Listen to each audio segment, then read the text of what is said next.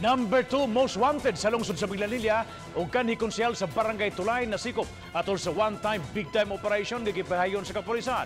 Gitutukan kini ni Luan Mirondina. Pasado alas 6 ganihang buntag, nasikop ang 54 anyos nga kanhi konsehal sa Tulay, Minglanilla nga si Melchor Sikuya. Ang Minglanilla Police, unang mipahigayon og buy-bust operation batok kang si Kuya og dihang nagpositibo, gipatuman niini ang search warrant.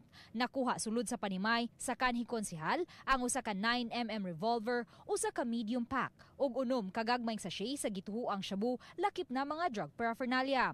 Mato ni Police Chief Inspector Vernino Nocerale, hepe sa Minglanilla Police, taud-taud na silang nakadawat og kasayuran sa giung pagpayuhot og gidiling drogas ni si Kuya. Na-load ni siya or na-classify ni siya as our number 2 high-value targets when it comes to drug personality in the municipal level. Because the time he is still incumbent barangay councilor. At the same time, ang iyang operation is more than 2 barangays. Apan hugtanon kining gihimakak sa kanhi konsehal. Iya hinunggi angkon nga tiggamitan siya o gidiling drogas. Kana ma'am, wala jud katong tanan ilang ipakita ma'am. Wa jud ato bisa usa. Asa tong armas. Samtang sa wa pa masikop si Kuya, mipahigayon usab ang Minglanilla Police og duha kasunod-sunod nga buy-bust operations.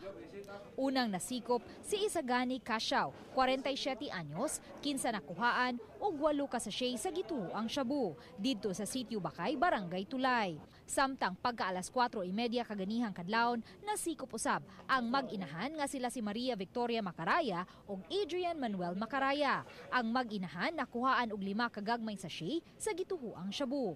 Samtang usa-usab ang nasikop sa Minglanilla Police pinaagi sa warrant of arrest sa kasong theft. Giila ang suspitsado nga si Eleno Montesilio, taga Ward 2 Minglanilla. Gitumbok siyang sospek sa pagpangawat og iPad sa iyang border. Kaya ko kibaw kinsa nagkuha. Ako yung sa inlan ba? Luan Mirondina, Balitang Bisdak.